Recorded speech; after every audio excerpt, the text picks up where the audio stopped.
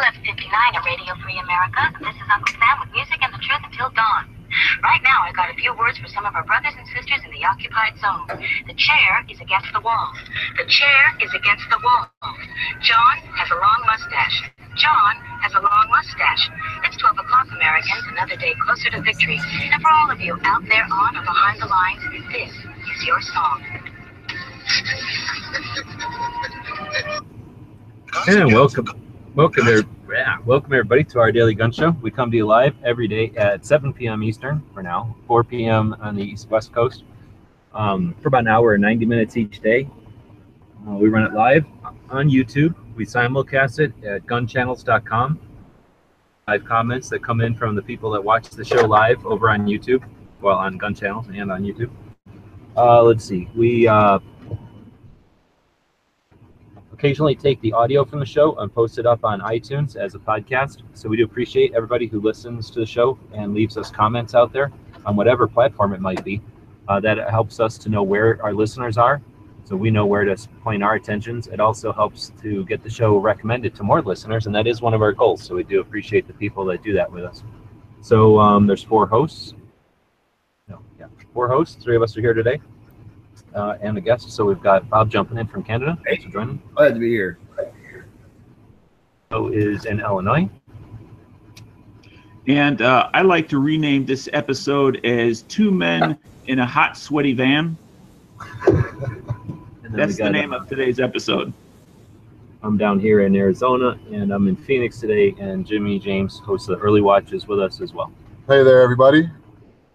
Thanks for the invite. In a hot, sweaty van. No, the air conditioning's on, but whatever. So today is episode 389? No, 387. Can't read. 388. It's our entertainment show. On YouTube, it says it's episode 88. Well, that's because I can't see. I've got the laptop up on the screen, up on the dashboard, and so I got like the contrast of the light and the laptop screen. I can't see anything on it really. So I probably typoed that one. Entertainment show today. So we'll on Wednesdays. So we'll be talking about for the entertainment segment, toy guns. Then our good idea, bad idea. We'll be answering the door while open carrying. I don't know if Ponnery's out there, but he's got a story about that. And then normally on Wednesdays, we have and I can't use my computer screen, so we put that off. So I don't think with the main running for the show. It's 110 in Phoenix today, and not a day to sit with the man not running. So that's the show. Of course, we do a gun shop of the day, gun movie, and everything else. But before we dig in, we usually take a break at the beginning, see if anything happened overnight, anything worth talking about. Nothing I read that I believe, so. You believe everything you read? Well, stuff I read on the interweb. Well, what is it? Oh, just about, Trump sending hundreds of strike fighters to Japan and Korea, South Korea. Nothing that I really think is relevant. Although they do have guns on them.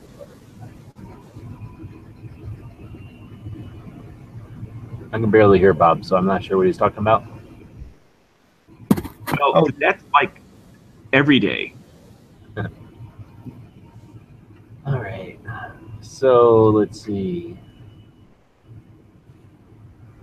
Looks like Moon posted a video over on Gun Channels for Bob. I'm not going to open it in the van though. And then looks like what am I doing? This thing playing. Looks like Clovertech is saying the Tactical Tuesday was good yesterday. Hit or miss. I don't know. I didn't listen to it. Did I listen? Oh no, I did listen. No wait. Yeah, I did listen to Hit or Miss. It was not a good show last night. It was a miss. It was a miss. Yeah, they basically didn't let any opinions on that weren't theirs, and their opinions were flawed and biased, and they just echo chambered for an hour. Might be worth listening to. And on what particular issues were they flawed and biased?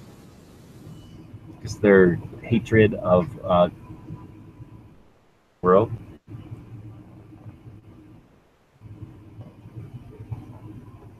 You have to listen to the show if you want to hear more, or if you want to know more. Anyway, so that was overnight. Anything else? That's all we got time for. All right. Well, let's entertain. We've done this one before, but today it's toy guns, water, paint, laser, and dart. I think CloverTech had an interesting thing about that the other day too, because I remember a long time ago in one of Matt's chats, years and years and years ago, we got into a big discussion, and it made me think as we were talking. You know, sometimes you'll have a point, you'll start talking, and then like as you're saying it out loud, you're like, oh, wait a minute, I don't even believe this. Like I'm just regurgitating what I've heard before. So I was like, blah blah blah, and then I was thinking, you know what? How do you put a BB gun, or like, I don't know about airsoft so much because they're kind of designed to shoot each other, but the Nerf ball guns, like they're toys, but then, you know, the war, blah blah blah, gun safety, point at a fucking target and all that.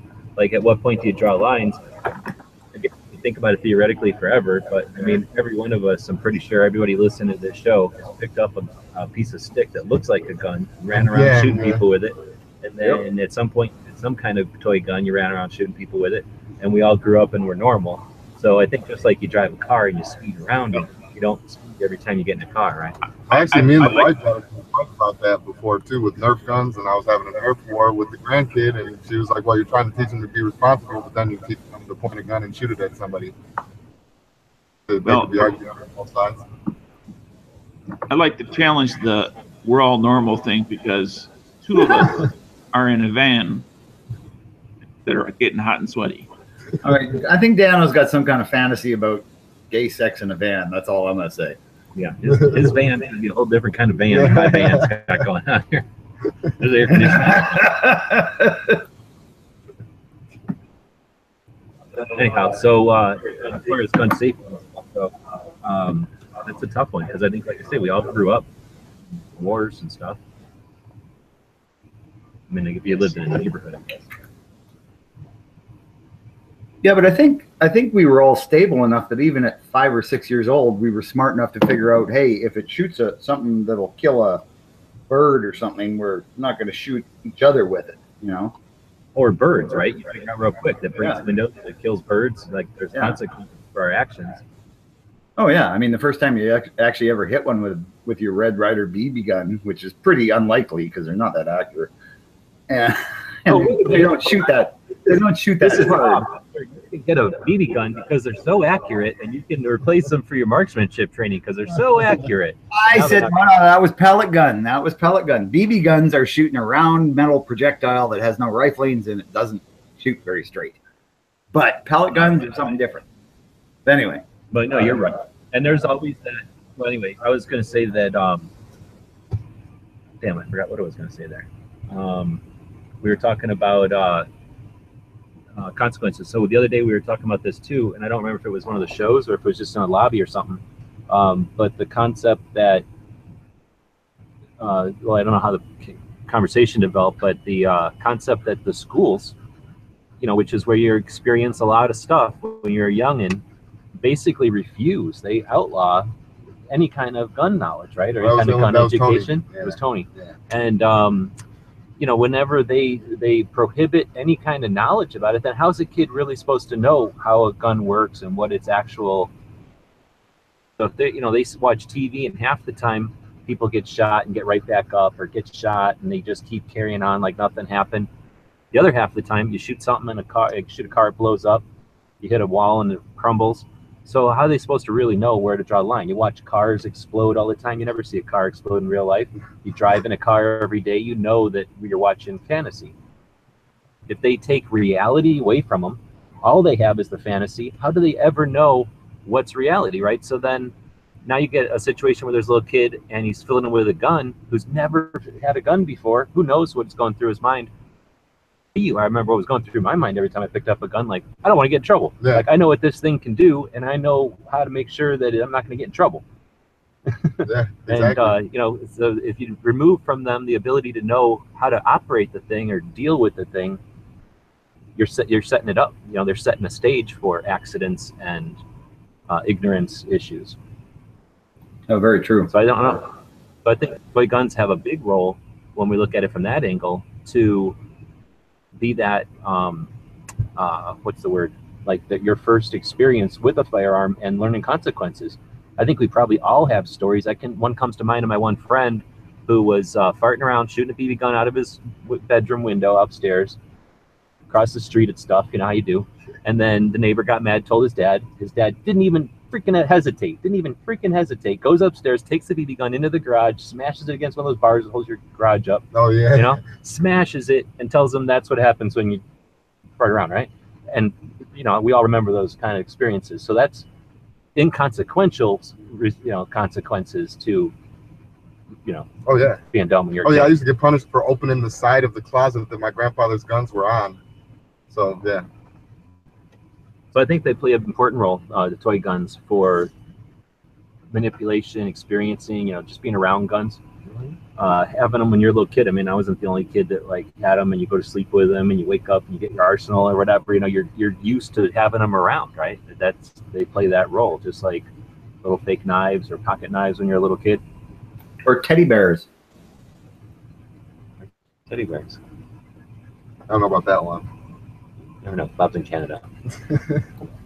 Hey, we like to have our pet bears, man. That's it. All right, so let's see. Reading the chats over here. Some of the YouTube side is a little bit going on. Oh, whatever. You guys were all Cycle Camp's trying to apologize for the behavior in the chat last night by saying that y'all, like, it's like going, oh, I own a Glock, so let me just tell you how Glocks don't innovate ever, like how Glocks are lazy. And I own a Glock, so it's okay for me to say this. Glocks have never made an actual improvement ever. So it's okay, I own a Glock. Anyway, we'll have to have a conversation with both sides of the. So is this like PSD or something that you're experiencing from a chat? I'm watching the chat, and I'm addressing a comment that came up from some of the people from last night. Seem rather sensitive today. All right. Well, no, because I didn't have a chance to even say anything. So now they're putting words in my mouth based on my chats. Okay. So, trying to read the YouTube side. Clover Tech's out there saying kids will be kids doesn't mean you have to allow it, nurture it, or condone it. Good point. And then I'm sure the Like postman pissed you off today. What? I'm sure the postman pissed you off today. Isn't that like a daily deal? How the mailman makes you mad? Nope. Like many things in life, that's something that needs to be taught at home. Sadly, again, like many things, it's not. Dog Body saying BB guns were always treated the same as a real gun when I was growing up, but we knew we didn't have to ask about the BB gun in the yard. That's kind of the same thing I had. You know, I had to be responsible with it, but I didn't have to like ask to take my BB guns outside. Yeah. They kind of knew I was outside with my BB guns. And I then, mean, the guarding rule when I grew up was don't hurt other people or other things, living things, and that whether you were using a fork or a spear or a BB gun.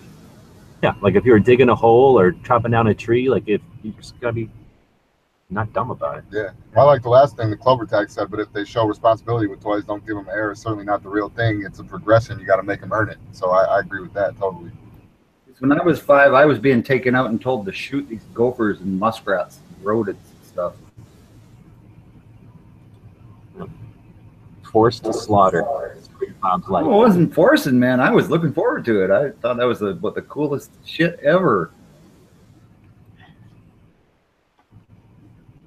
Hey, you're 5. You get given a gun and told to kill those things. You didn't have to skin it. Just didn't have to clean it up after yourself. Just kill it and leave it. Yep, just blow it in half and leave it there. Well, they're muskrats and gophers, man. They're basically like the size of squirrels, except they're pests. So, yeah. I mean, we're talking about toy guns. So do we want to address, like, at some point when we were kids in the, 80s, I guess, they decided that toy guns would be safer if they were stupid colors and or like didn't look like a gun anymore. You know, that garbage. Like, it used to be fun going to like a Kmart or something with grandma or whatever. She'd like go look at whatever boring crap she was looking at. You could run over the toy section, look at guns, and then at some point there was no point because they started looking stupider and stupider. The Orange discs and turned to pink and darts. green and shit. Yeah. Yeah. So I don't think that was for any good. Do you guys think though, because of the whole like engineered cops are going to run up and shoot people because they look like they have a gun? Is that a thing, or That was an excuse. I mean, it's just making them look silly because they knew that kids weren't going to like them. Like, what kid's going to want any gun that's got like an orange tip on it or something? Like, I never had to go through that. That started happening when I was already an adult, not buying toy guns, and I thought that was just the stupidest bloody thing I ever seen. Well, then you had to go through it when you were buying toys, guns for your kids, though. Oh heck no! I married a liberal. I never got to buy guns for my kids until they were like teenagers. They used to have to make their own guns out of stuff. I guess my thing is that it wasn't as though everyone with a fake gun got gunned down before they started turning the tips orange. Yeah. So I don't think cops changed and decided to go bloodthirsty. Well, it wasn't that, but I do have a little like short story. My stepkid, one time when he was younger, he took the little orange plug out of it and brought his BB gun to school, and I guess the school liaison, the cop liaison, he drew on him. Oh, really? Yeah, he drew on him. A little 6-year-old kid. That's kind of. I mean, you draw it. That's a bit much. Brandish to intimidate somebody down, but like a 6-year-old. Yeah, he drew on him. Look at that cop over there, and he's pointing with his. Yeah, we're gonna get into it right now. Cops and robbers. So I mean, I guess I don't know. The toy guns I had when I was a kid looked real, except for Nerf guns. I told you about the one toy gun that I actually had when I was a little kid and what I had to do. This is several years ago I told this story. I'll go ahead and tell it again. I lived in Indiana for a short period of time when I was just before I started first grade. And as a birthday present from another kid, I got a toy gun that shot these little plastic hard balls. And my mother, being the liberal anti-gunner that she is, allowed me to, and at the end of our backyard was a farmer's field, so it was all like corn and soybean and stuff like that. And at the time, it was all plowed down. I had to go in the backyard, aim all of them just at the big black dark field, shoot all 12 plastic pellets, and then throw the gun away. Oh, man. That's pretty harsh. That's harsh. And it's not like you were being punished. That was just like her opinion of the. That was just your opportunity to allow me to have some fun. And of course, my dad was not involved in this decision. He was at work, so of course he probably just would have caved in, I assume. But like I said, I grew up in a very anti-gun household. I think I know the gun you're talking about, though. It was kind of neat. I like that one. Those little rubber things are a little bit smaller than a pea. And they come on a little strip, and you light them off of there. Oh. You had to carry a whole shit ton of them in your mouth, and then you just spit them into your gun. They were pretty good. I like that thing. I like them better than airsoft. They were bigger, so you could find them and reuse them, and they were rubber, so you could reuse them quite a bit. Yeah. Before like a dog ate them, or you just lost them in the yard. But yeah, it was kind of like a punishment because I was really excited, but she didn't even let me set up a target. I said that she's shooting in the black dirt. Yeah. Like, boy, this is whippity snippety fun. That was probably her point. Yeah. Well, I know she probably thought she was doing well, but you can tell us, but I'm sure if it was me, it sounds like I'd be like, I would have nothing but drive to go get another gun somewhere. Well, little does she know that, her actions is the end result of why I'm the only one in the family that has not only one firearm, but multiple firearms, all of which scare the hell out of her.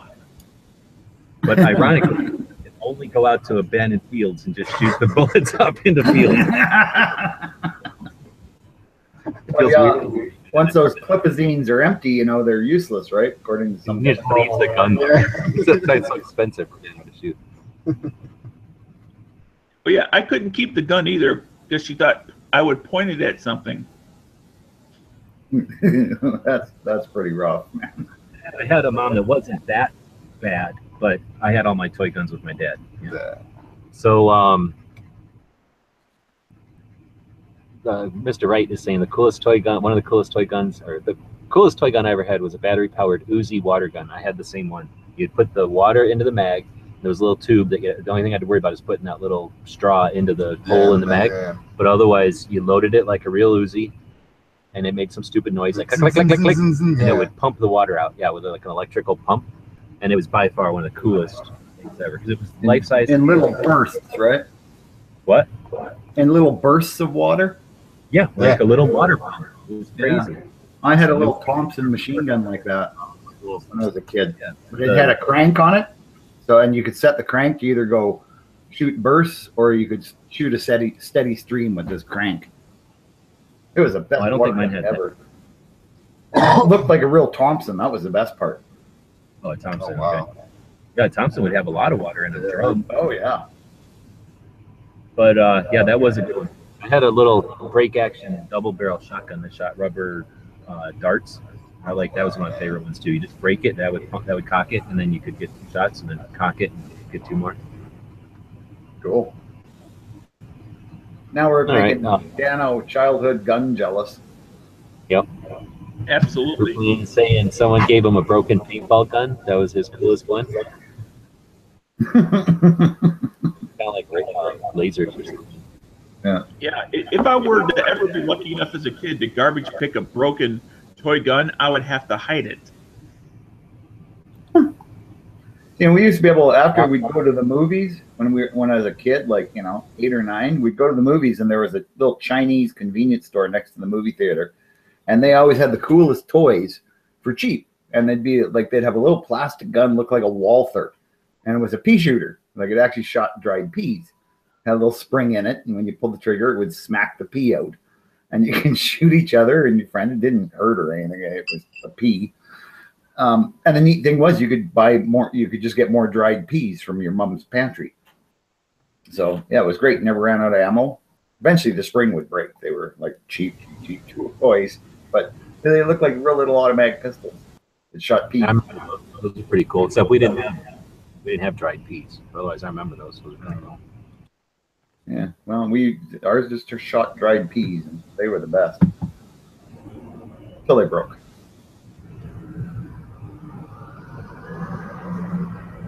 All right. Well, I think we could go on and on reminiscing. We're all, except for Dan, all of us played with a lot of guns when we were kids. But for the sake of time, let's chop it and keep moving. We can always address that topic again one of these days. We'll be getting together for another scheduling show. Feel free to give us a suggestion to do it again. Or you can always email us at dailygunshow@gmail.com. We're also taking applications for new Dano. So if you're interested in the slot, give us email. And that will be your screen name is New Dano. Maybe. And by the way, doesn't delete the emails. Speaking of time, it's time. It's What? time. It's time for the Tactical Pop Quiz. For those of you over on YouTube, and those of you over on gun channels, get ready for here it comes. So, Good one, Dano. Mr. G. Webbs and Mr. Assistant down by the river in a van. Are you ready for the question? I shall read it twice. Ready when you are. All right. And your assistant? Yes. Okay. All right. What an enthusiastic, I can't even say it. Enthusiastic. When he Co-host. said no loss today. When he's got to do his job, then all of a sudden he's tongue-tied. All right. So the question is as follows. It is, what is progressive rifling? What is progressive rifling? Nothing to do with politics. Just Are you sure it's not rifling? It's not rifling that leans to the left. well, you might, but yes. So what is progressive rifling? Tick tock, tick tock, tick tock, tick tock, tick tock, tick tock, tick tock. Tick tock, tick tock, tick tock, tick tock, tick tock, tick tock, tick tock. So we're used to all those fancy special effects. Okay, we got an answer from Cycle Camp on the Gun Channel side.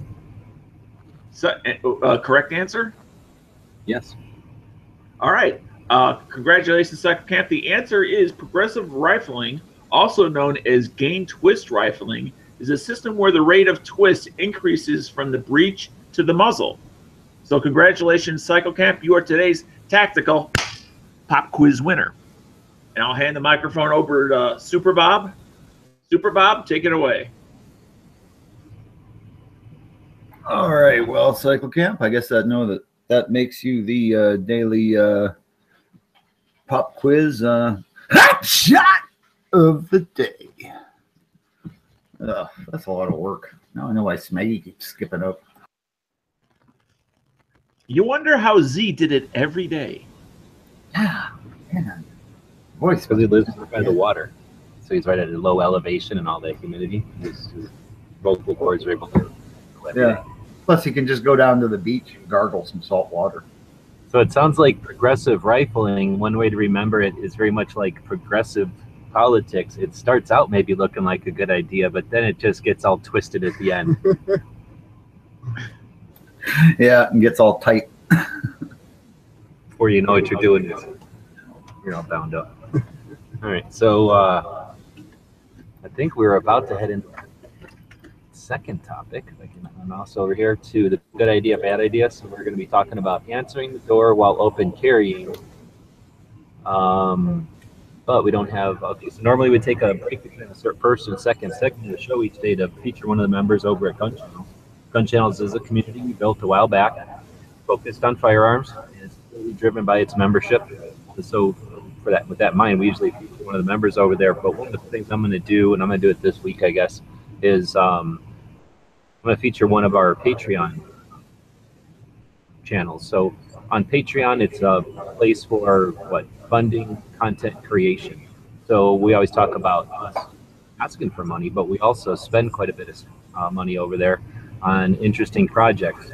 So the other day I added another 10 or so. I was looking around on Patreon and saw that there was a lot of people creating content that aren't huge, right? That aren't getting the thousands and thousands of dollars a month, in the game. So I was looking at some of those, and we're going to start to feature some of those in this segment as well. And I think I'm going to start out with one of Bob's favorite channels. I know he's talked about it before. I don't remember the guy's name, but it's what's that World War I channel, Bob? His name is he uses his name as the name of the... Yeah. Shoot. I can't remember now. Nigel or something? Yeah, it's Indy Nigel. Indy Nigel, that's it. Thank you, Daniel. Worst plug ever, but so we don't even know who we're plugging. But that's the show, and it's over on Patreon. They're making some good scratch over there, and they're using that money to make interesting content. I know Bob's talked about it. I think the concept of the show, whatever day it is, August 30th, then like they're talking about on their show today, whatever happened in World War I on August 30th, right? Yeah, Whether whether they there's battles or... Typically it's one per week, and they'll do what's happening that week. Oh, one per week. But basically, they're looking back at this week in World War I, and that's kind of right. The Great War. And they do some really good research. Yeah, the Great War. But they'll answer questions. You can send in a question, and sometimes they'll look at something specific. I know I sent them in a thing about the Ross rifle, and they actually did have the guy from CNR Arsenal actually was on it talking about the Ross rifle. So quite interesting. Right on. And I want to use that as an example too, to encourage people, inspire them to get out there and do something. So this is, somebody said there needs to be these things on the internet, and then contacted these people and said, please do this on the internet because we need it. Instead, what really happened was some people with an interest were sharing it, right? They were probably talking about it and sharing some stuff and using whatever skills they have to get information out there about a subject they're passionate about or interested in. And then it caught on. They found that people liked it, and they started to develop it and create their content better and better. And as they had more resources to do so, they became more than just interested subject matter experts, but literally subject matter experts, right? When you're getting paid to worry about something that interesting to you, you get to delve into it. And it's not somebody who's like, you know, somebody in the editorial pool, you're tasked with going and finding this out today. This is somebody who gives a real damn about this stuff, and they're eager and interested in seeking out the information and then bringing it to everybody. And that's something that, again, it wasn't a recipe that somebody sat down and said, you know, we need this and this and this, and there you go. This was a development of efforts, and then the results of those efforts, and then, you know, putting the money back into it or putting time back into it. And then, you know, now we see a channel that everybody knows about. So I just want to, again, encourage people that whatever it is you might be interested in, keep sharing it. You don't know how many other people out there might be interested in such a thing. I suspect if you would have asked us, I don't know how old this channel is, 5 years ago, if one of the largest channels on a crowdfunding platform would be a show that's specifically only about World War I, you might say, "Not that much." No, that's never going to be one of the highest paid people on Patreon. Yeah. But lo and behold, they're up there as one of the highest paid people on Patreon. So you never know what your interest might lead to. So. And the thing is that you can tell that they're putting all that money back into the show. It just, as it goes on, it just gets better and more polished and more professional, and there's more detail. So yeah, you can tell that there's more research going on, and a lot of their research will actually get sent into them by viewers, like somebody who studied specifically this part of the war, this battlefield, and he'll send them all this information on it so they can integrate that into their show. But it really is a well done, well worth watching production. All right. So, like I said, we're going to feature some of the channels that we appreciate over there, and consider doing that yourselves. You know, it's all of these platforms are all about networking and collaborations and sharing. So, if you're looking for subjects for your video channel or your gun channels account or your whatever it is that you're trying to create content for, consider focusing on the people that you support, the people that you like, and that like you and that support you, because right there you've got a whole bunch of that's waiting to be created that's specific to you. And if someone likes what you're putting out, more than likely they are going to appreciate a heads up of stuff that you enjoy. All right, so that takes us into good idea, bad idea. So as custom, we'll go from left to right as it shows up on my screen. So good idea, bad idea. Open the door while open carrying. Bob, good idea, bad idea. No, good idea. I do it all the time. Dano? Excellent idea. I'm going to say bad idea.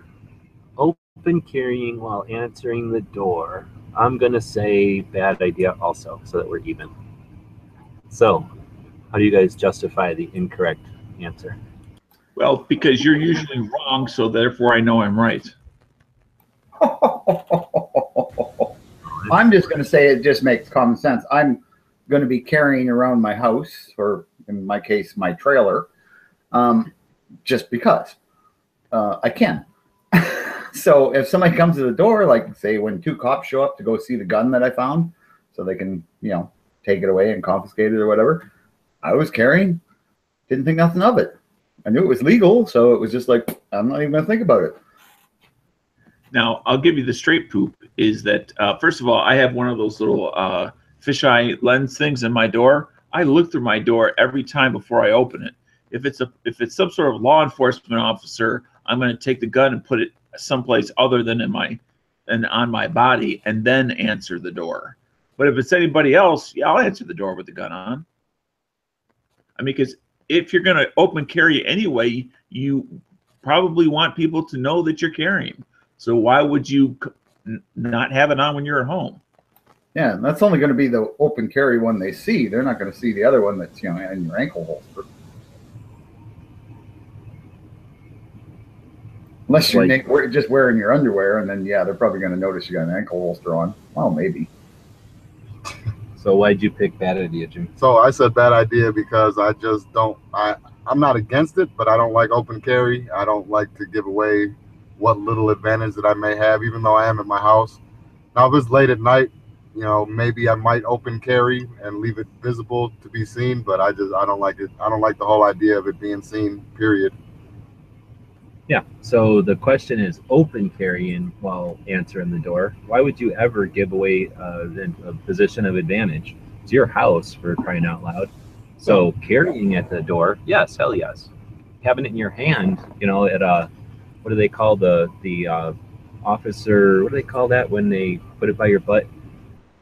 The like the traffic stop carry, where you draw and you kind of index it on your butt, basically, so that it's behind you, pointed down behind you.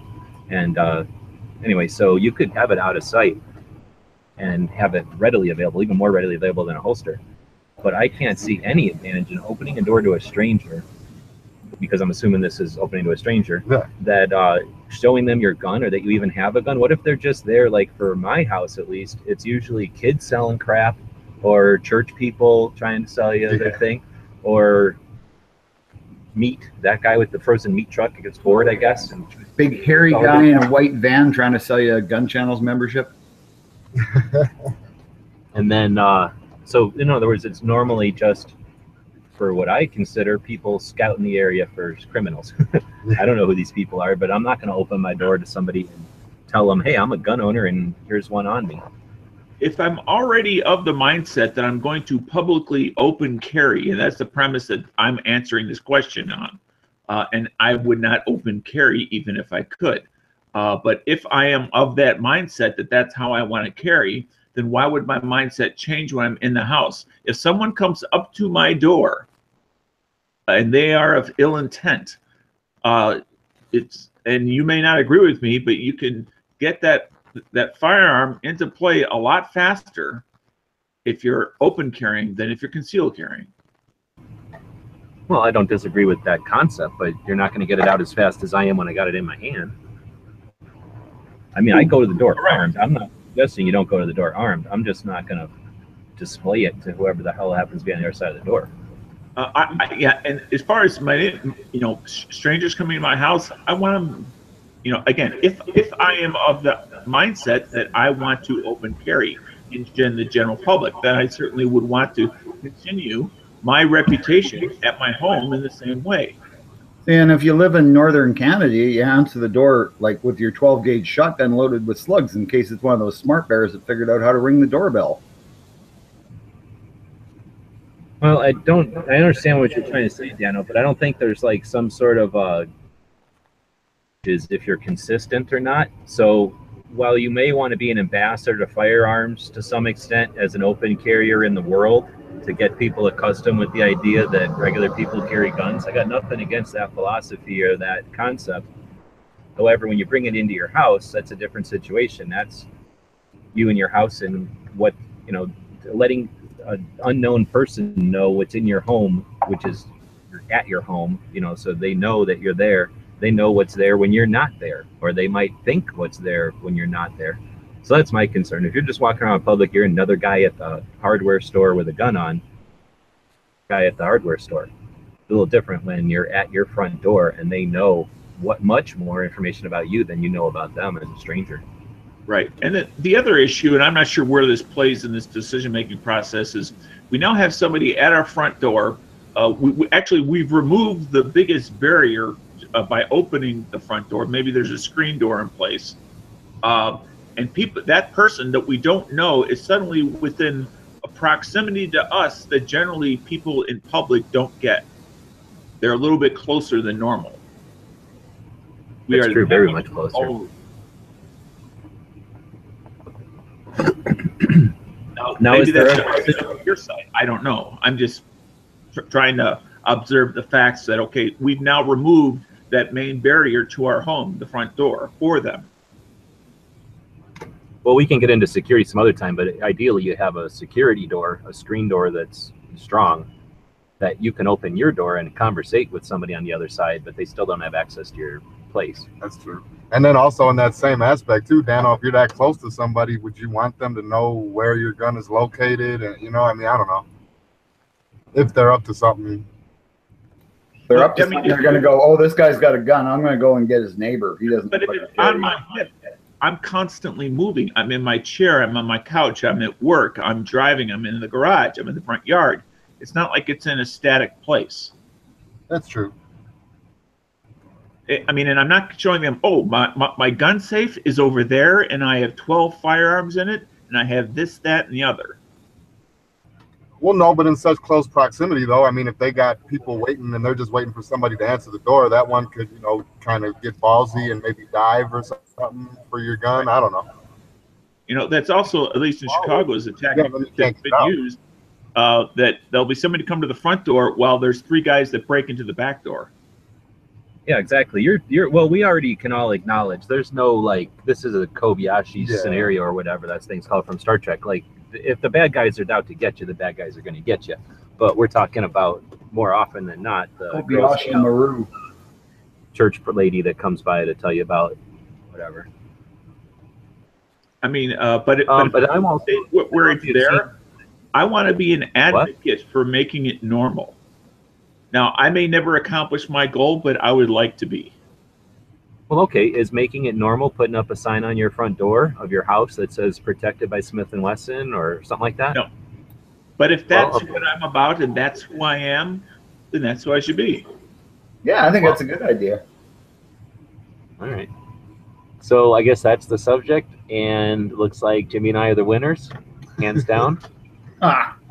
Welcome. I guess it's possible for somebody to have a different opinion, but it's just opinion, man. I guess we'll keep moving. We're going to blow off the hashtag Daily Gun Show Showdown this week. We'll do it tomorrow when Smeggy shows up. Hopefully he'll be here tomorrow. And then hold on. I did pull it up. I can share, screen share it if you want, because we do have 4 people here today. Or do you want to do it tomorrow? I want to do it tomorrow because I'm also sitting here idling, and I'm sick of just idling in the car. Okay, well, we don't want to burn any gas, so let's go.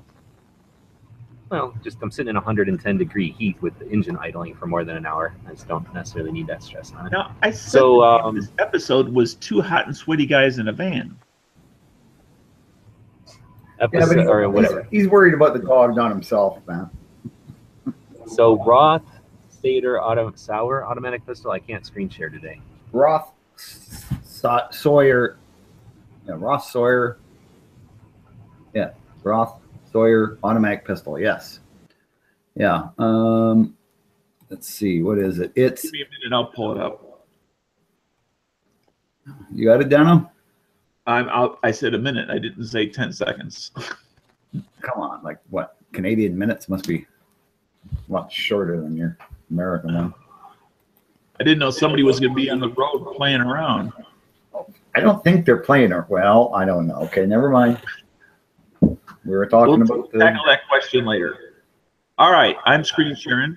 Of course, you can't click on my picture, but for those while I'm talking, those of you listening to me, you should be able to see basically what they look like. Yes.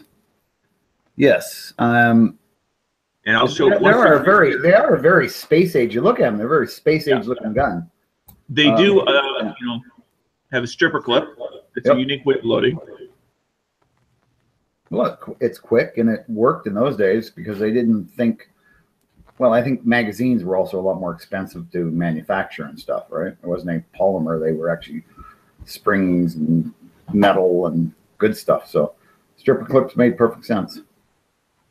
Yeah, nice little automatic pistol when you look at it. Works really cool. Looks like they came in various barrel lengths. Now, do you happen to recall the caliber they came in? I think it was like basically the same kind of thing. 25, 32, and yeah. I don't know whether they came in 9mm. I don't think they did. Maybe. You think that maybe they came in 38 Smith & Wesson? I don't know. No, it looks like it's Europe. No, I can't see it. It's European gun. Well, it looks like a Europe gun. Are you on a phone, Bob? No. Oh, well, then just click on my thumbnail and you'll see it. Well, I can see the gun. Oh, okay. But I don't see any 9mm there. These all look like them weird little. Well, just go to the top down. Click over to from images over to all, and it'll have Wikipedia right at the top. Wikipedia will tell you what calibers it was. Yeah. Oh. I can't remember. I don't even remember when I put this one in. Let's see. There's Wikipedia. So 765, Yeah, so 32. 32. ACP. 32 ACP is what I said. Yep. In 1901, Yeah. the year Bob turned Never mind. 3. Any reason? They were you know, I just think they look really space age. I mean, it's still a decent caliber. I mean, there's nothing wrong with 32 ACP, especially with a modern bullet, but it is a little anemic. Not as bad as that 25, but, you know, and of course not as terrible as that 22 short. But I mean, it's a reasonable caliber. It's of course, you know, German, so it's got too many parts, and it's kind of overly complicated, but it does work. It does look kind of cool. So yeah, I'd say yeah, that's a cool gun. That's our gun of the day. Thanks for the help, Dano. Anytime I can help out, I'm there for you, buddy. All right. But it takes more than 10 seconds. Yep. I hear you there. All right. So what do we got next? I don't know. We're not hearing much from the sweaty men in the van, so. We don't have a sweaty men in a van. Down by the river. So we don't have a movie today.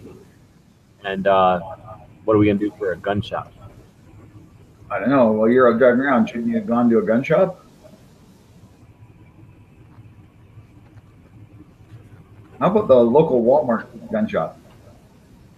All right, we'll talk about that. Walmarts are interesting. I remember doing a video. There's a bunch of Walmarts in our town. We're big enough town to have multiple Walmarts in Tucson. And Tucson is sort of like an upside down letter Y as far as the highways go. So one of the branches of the Y goes straight down to Mexico. And then the other branch of the Y is I-10 that goes from Florida to California. So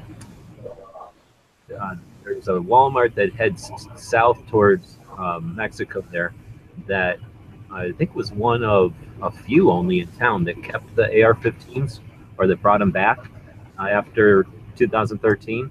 And I just happened to be there, I forget why, buying something at Walmart. And I noticed it was a little bit different than the Walmarts on my side of town. Their sporting goods section was kind of odd. They were maybe remodeling, or it was the new type of remodel where it wasn't really a section as much as just this like little island with like that turnstile thing with guns. It was weird.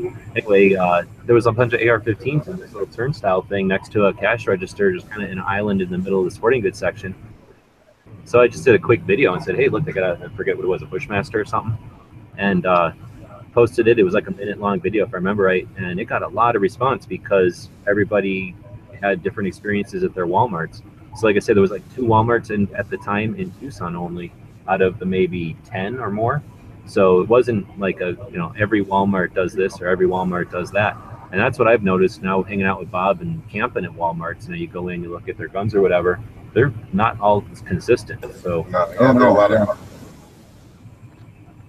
so they usually have guns and slingshots and stuff, but then from there, like the amount of ammo, the quantity and the types of variety will differ. And then if they have guns, and then the amount of guns. I went to one in California, surprisingly. It was one of the biggest selections of ammo I've seen. It was a Walmart in California, right by Hoshnass's house. That's wild. I pulled Walmart.com up online in their sports and outdoor section and just put a listing of just like a handful of manufacturers, and every single one of them says in-store purchase only with no price. Remington 243, which is a hunting rifle, Savage Axis, Mossberg, Remington Model 700. Yeah, just a lot of hunting stuff, basically. Yeah. Yeah. Now, stores may have other guns. It's probably just up to the individual store manager how big he wants to make his firearms department.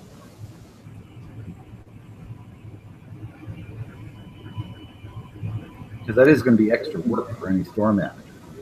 But most of that kind of shit on him, because you kind of know what you're doing. You can't just have that 17-year-old cartridge.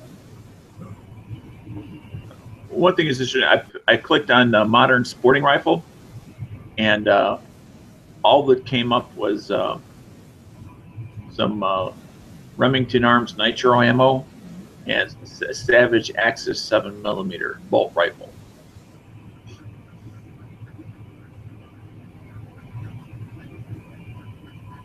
Miscategorized. All right, so we try to do the gun shop every single day on the show. It's one of the reasons we started the show now almost 400 episodes ago. We're working towards efforting to get on the road to literally take the show on the road and make that more of a reality. So stay tuned for more of those.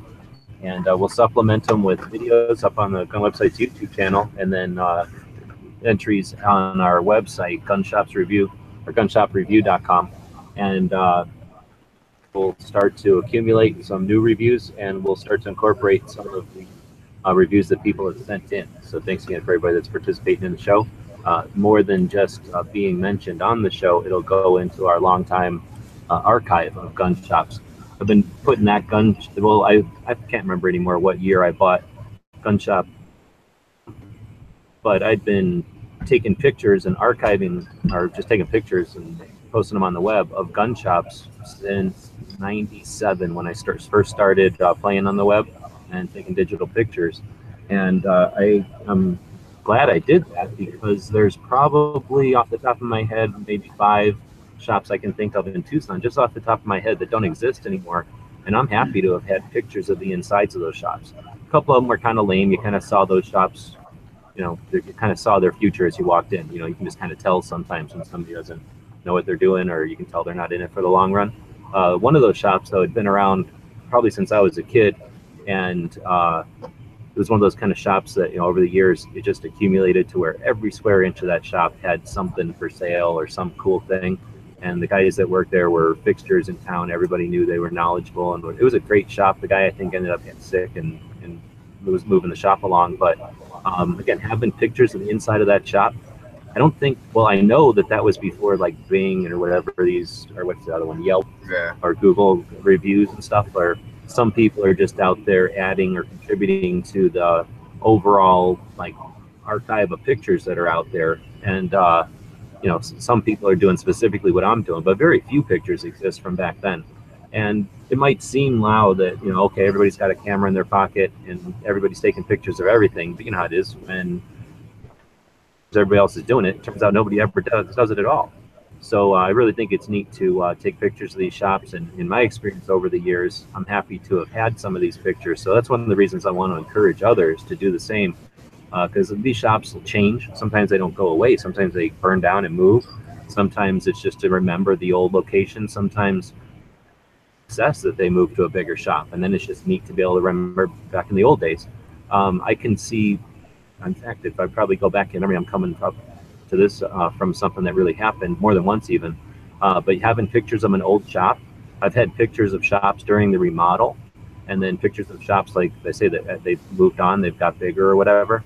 And when you go back and talk to the shops, the owners or the managers or something years later, and I've had a couple of times now I can think of as I'm thinking about it, where they were like, oh, you've got pictures of the remodel, or oh, you've got pictures of the old shop, great. And you can really start a relationship with somebody, or just help out, do a favor. It's always useful to take pictures. They don't cost nothing to take, and it costs almost nothing to keep a hold of. So anyway, that's one of the features of our show, is that we try to feature a new gun shop every day. So again, Walmart was ours today, but we should talk about the big box stores every once in a while. They are a segment of our option. That's true, yeah. All right, with that though, I think I'm going to wrap it up. I am going to go try to buy a little black piece of plastic that goes underneath my windshield.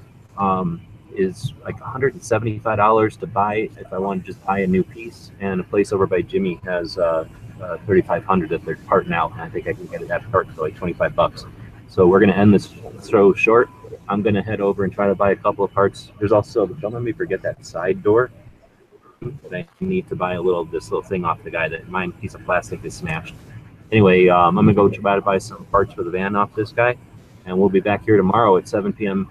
Eastern, 4 Pacific, for episode number 389. It'll be Dano's last episode. It'll be the best gun show or daily gun show that's ever been broadcast. You won't want to miss it. And I will have a special edition of the tactical pop quiz for tomorrow for both YouTube and gun channels. So tune in, check it out.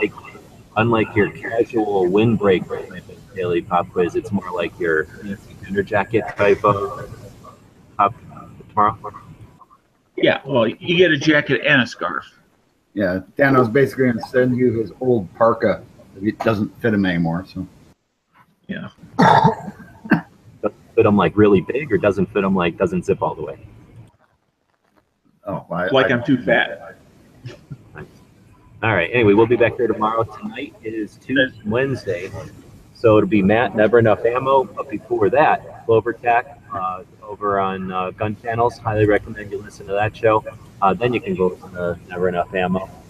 And where am I at now? I'm just up in Phoenix. I changed out the oil or whatever, gear, what's it, fluid? What the fuck am I trying to say?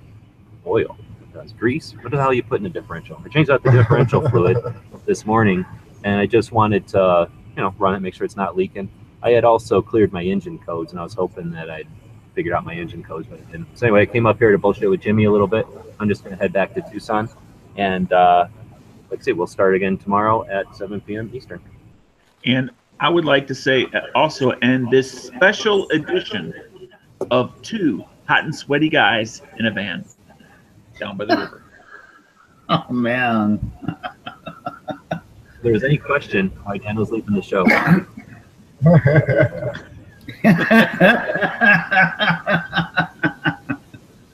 All right, guys. Well, let's wrap this thing up.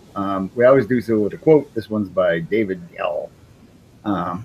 But before that, I want to remind everybody, please like, share, subscribe to the Daily Gun Show with 2 sweaty guys in a van and one more day of Dano, apparently.